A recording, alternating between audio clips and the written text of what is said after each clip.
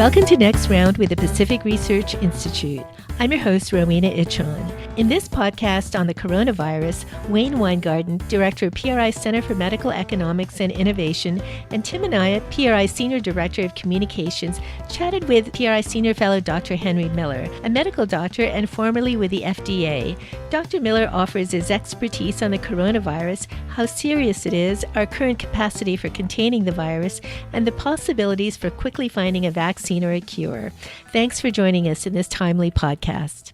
Henry, welcome back to PRI's Next Round podcast. Good to be with you again. Well, we're so pleased to have you at PRI all the time, but especially now when we have the outbreak of this Wuhan coronavirus. So we thought it'd be a great idea to get together with you and chat about this outbreak and the public policy implications surrounding it. So maybe we could start with some basics for our listeners who, may have been following the issue but aren't quite sure about it. So what is the Wuhan coronavirus? How do people first acquire this illness, and how do they know when they have it? How is it currently being treated? And I think maybe an even more basic question, what is a coronavirus and how does it differ from a traditional virus that we may be more familiar with? Sure. I'll tell you, Tim, for a former medical researcher like me who has worked on viruses, this Wuhan coronavirus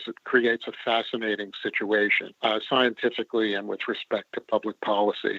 So I'm delighted to be able to discuss it. Coronaviruses are actually ordinary viruses with which we all have familiarity. There are 7 varieties known that infect humans, and 4 of them cause common colds.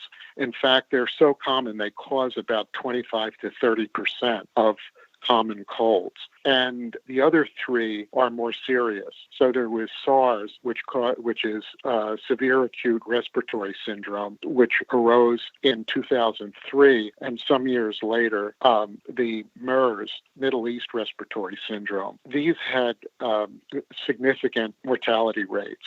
SARS was killed about 10% of those who were infected, and MERS some 35%.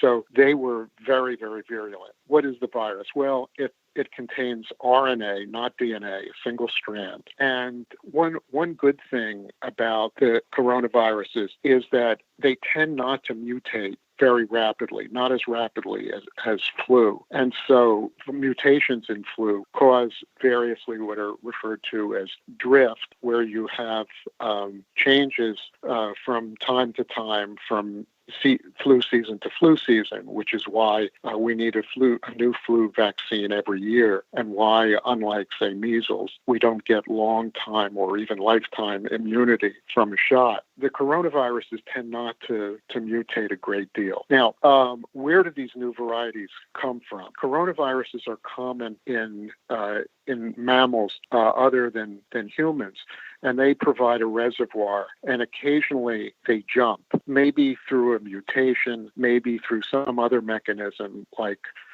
simultaneous infection of an animal coronavirus and a human coronavirus that sort of recombine and give you something brand new that is infectious and virulent because it's novel and the immune system hasn't seen it before. This appears to be a situation where the virus probably jumped from an animal to humans, perhaps through an intermediate host. So, for example, the SARS virus apparently jumped from bats into an animal called a civet cat and then into humans. That occurred in China first, as apparently is the case with the Wuhan virus. Similarly, the MERS virus jumped probably from bats into camels and then into human. Now, I'd like to just mention quickly the 2 parameters that determine how serious an outbreak is. And those are infectiousness of the infectious agent and the virulence. the severity of the illness that it causes. And so there are a very wide spectrum of both of these parameters. So a couple of examples might be useful. If we consider noroviruses, those pesky GI viruses that can sweep through an institution, a dormitory, or a cruise ship, they are very, very infectious, but have very low virulence. In other words, although they spread very quickly, they cause and can cause significant diarrhea and vomiting. They really don't cause significant morbidity or death, whereas rabies virus, which is almost always transmitted to humans through the bite of a warm-blooded animal, are not therefore spread very rapidly. But once symptoms of rabies begin to develop, it's almost uniformly fatal. So those are extreme examples. So not surprisingly, the most worrying conflation of events is a combination of high levels of both infectiousness and virulence. And that would be something like the Spanish flu of 1918, which was spread very rapidly and had a very high mortality rate. On the basis of what we know about the Wuhan coronavirus, and there's a lot we don't know, it appears that it has a relatively low mortality rate, but we really don't know yet much about the degree of infectiousness. And part of the reason for that is that China has run short of diagnostic tests. And so, although we know pretty much the number of hospitalized victims of the Wuhan coronavirus, we don't know much about the real denominator, the total number who have been infected but who have been asymptomatic or have had just mild symptoms that resemble a cold or the flu, and so that they haven't sought medical attention.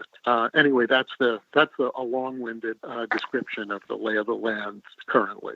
Henry, I wanted to ask you, because that was really fascinating. Isn't there generally some sort of relationship between the virulence and the how quickly it spreads, the infectiousness of the disease, where they tend to offset one another? Well, they do in a sense at the extremes, because the goal, or telos, if you will, of a virus is to survive and to proliferate.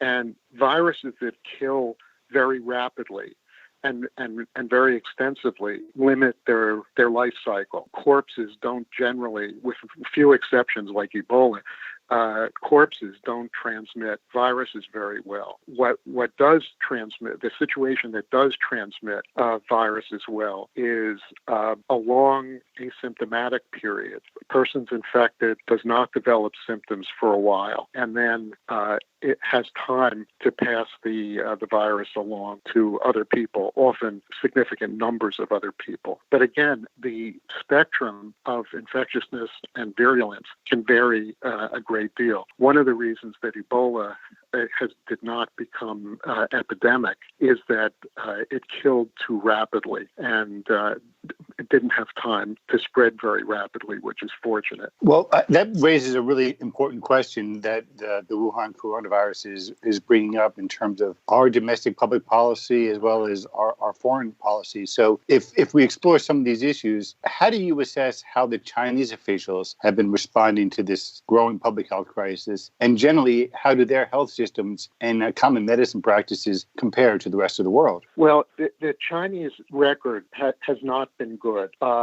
When SARS arose in 2003, the Chinese government denied its existence for a long time, was very, very slow to introduce social isolation and monitoring of the illness, and slow to get help from public health authorities abroad. This time they've been a little bit better, but we're beginning to learn that they did try to squelch the public announcements of scientists in China, and again, we're slow to begin to isolate patients, victims of the virus, and to track and monitor and isolate contact. They have been good about sharing the genetic sequence of the virus. So, but it's been a problem, and consequently, they're up to about 21,000 cases in China currently, and that number is continuing to increase because the longer you delay the monitoring and surveillance and isolation and tracking, the situation tends to get away from you. In the U.S., the public health officials, I think, have been doing all the right thing, perhaps a little bit over conservatively, but that's justifiable, I think, in view of an outbreak of a virus whose characteristics we really don't know completely. One of the important unknowns is, again, in China, how large the denominator is, how large the number is of people who have been infected but who have not been so severely ill enough to need to be hospitalized. I should say that the symptoms of the Wuhan virus infection, at least the more severe infections, are fever, severe cough, and respiratory symptoms, shortness of breath, difficulty breathing, and on X-ray infiltrates, that is pneumonia in the lungs. But there could be very, very large numbers of asymptomatic or mildly symptomatic patients in the population. There are not sufficient numbers of diagnostic tests available in China, so we don't really know. But again, getting back to the U.S., there's been quarantining of people who have been evacuated from Wuhan, good tracking of contacts of people who have contracted the illness in the U.S. There are 11 cases, 2 of which apparently represent human-to-human transmission after intimate contact, both spouses of people who have contracted the disease in Wuhan and returned to the U.S. So with only those 2 representing human-to-human transmission and a total of 11 cases, there's hardly a public health emergency in the U.S. yet. And as I said, public health officials are doing all the right things. Let's talk about a vaccine. You know, there's been a lot of talk in the media about a quick development for a vaccine to combat the Wuhan coronavirus. But is this hope realistic? Maybe you could shine a light for us on just how scientists go about trying to find a vaccine, especially under such an extreme time crunch as they are under right now. And even if a vaccine is found relatively quickly, wouldn't testing and other bureaucratic delays ensure that a vaccine wouldn't be available for months, even years? Yeah, those are all very pertinent questions, Tim. It's sort of a good news, bad news thing. The good news is that several companies are working in conjunction with NIH on a vaccine. And there have been some statements about the relative rapidity with which they think they can get one into human trials in perhaps as short as 3 months. But there's a Pollyanna-ish quality, I think, to those kinds of predictions, because even if we were to get a vaccine into human trials, we have to look at as you intimated, at the background of testing that would be required for regulatory approval, at least in FDA or similar counterparts around the world. If we look at other vaccines that were intended for administration to healthy people, large segments of the population, to prevent a disease that does not have a high mortality rate, and frankly, which at this point at least is not very likely to cause a significant outbreak in the U.S. It's interesting to look at other vaccines that have similar qualities. The human papilloma virus vaccine, HPV, the first one, Gardasil, was tested in 72,000 young women and men, mostly women, and in something like 33 countries. Now, that kind of undertaking requires time and effort and money, and just doesn't happen overnight. You have to recruit the institutions and medical investigators.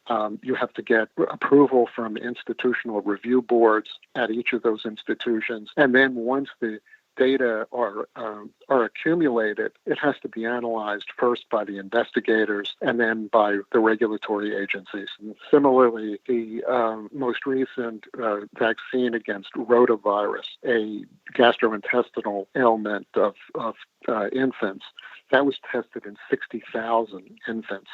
So again, this just doesn't happen overnight or in a matter of months. It's really a matter of years. Now, there are some mitigating circumstances, but only at the margin. So, for example, there is a coronavirus vaccine for canines. There's a coronavirus that causes GI inflammation in dogs, and that's been around for some time. And it's produced by a major drug company, Merck. So there presumably is infrastructure and institutional memory for producing a coronavirus vaccine at least moderate scale, probably not huge scale, because the vaccine, whose name is Novavax, is not widely used. So we have a mixed bag. But as for expecting or hoping for a Wuhan coronavirus vaccine in the near future, I think it's really a false promise. Henry, in our social media age, there's a lot of misinformation out there about the Wuhan coronavirus. Some of it's from the same Russian propaganda sources that are trying to influence our political world. So what kind of misinformation are you seeing out there? Is there anything being done to stop it? And how can people at home know whether the information they read online is trustworthy or not? Well, that's very important, because one thing that we want to avoid, and public health officials want to avoid, is a panic, an inappropriate panic over this. There have been some wild reports. For example, connecting dots that are pretty far apart. One example is a speculation that the Wuhan coronavirus is a biological warfare agent gone wrong that escaped from the lab. And one of those dots I mentioned is that China is known to have a high containment laboratory, so-called P4 lab, in Wuhan. And that's essentially the source of the speculation. Another even crazier one is that this is a biological warfare agent that originated in Saudi Arabia, was transferred by investigators to a Canadian lab in Winnipeg, and then on to China, where it escaped. And there are a lot of reasons that's silly. First of all, it's totally unsubstantiated. And second, if you were going to design a biological warfare agent, believe me, it wouldn't be coronavirus. There are a lot of really bad actors that had been worked on in the past before there were international treaties that prohibited offensive biological warfare agents that you would choose before coronavirus. But more common are these spurious reports about huge numbers, hundreds and hundreds of thousands of cases of coronavirus infection in China that have been hushed up, not reported. Again, there's no evidence for that, or for the spurious reports about large numbers of cases outside China, which allegedly have been hushed up. The people who are interested should focus on reliable sources like the U.S. Centers for Disease Control, CDC.gov, or the New York Times actually has been good about this. There's a reporter for STAT, Helen Branswell, who has done a very good job of updating what's known about this accurately and quickly. And the NIH is also a reliable source. If we keep our wits about us, let public health officials do their thing, which has been appropriate, and seek out only good, reliable sources, I think we'll weather this. It's interesting to speculate how this outbreak will eventuate, how it'll work itself out, but that's a topic for another day, I think. Finally, Henry, give us all the bottom line. Should Americans be very concerned that they could become the victims of a deadly pandemic right here on our soil? And looking ahead, how do you think this outbreak will likely end? I think this is really at this point somewhere between negligible and very low concern to Americans who have not been in contact with someone who returned from Wuhan, China. And that level of concern is becoming less every day that we continue to see very few cases arising in the U.S.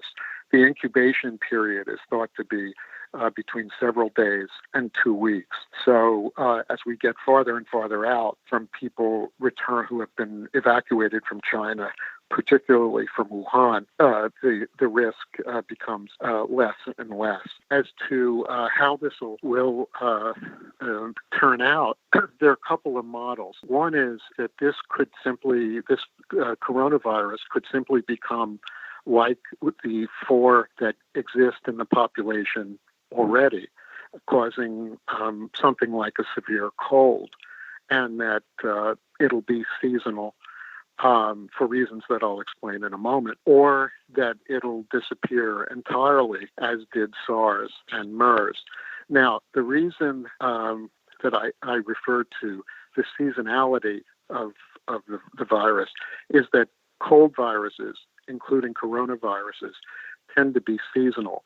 They thrive in cold, dry weather, but don't do well in warmer and humid weather. And so presumably, if we can weather the next month or two without a significant outbreak in the U.S., the incidence of the prevalence of the virus will decrease just because of the advent of warm weather. The other possibility is that if what I referred to as the denominator, the number of cases, asymptomatic or mild cases, is large, we do get a little bit of immunity after infection. It's not significant, but it is there. And so if a very large number of people are infected subclinically and develop antibodies, you get a kind of herd immunity, a biological barrier to the spread, and eventually the virus can't find new susceptible targets and simply diminishes in the population. So I think those are the two likeliest outcomes. I think the probability of a significant deadly epidemic in the U.S. is very, very low. Well, Henry, thanks so much for sharing all of your experience and insight with us today. Really important issue, and I thought a really interesting discussion of all the issues involved here.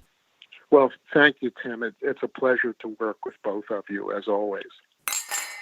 Special thanks to Dr. Henry Miller, Wayne Weingarten, and Tim Anaya. If you like this episode, please tell your friends and subscribe to PRI's podcast at iTunes, Google Play, Stitcher, or TuneIn. And please do us a favor and give us 5 stars. You can also listen to our podcast on PRI's YouTube page, youtube.com/Pacific Research 1. That's the number 1. Thanks for listening. I'm Rowena Ichon. Hope you'll come back again for Next Round with PRI.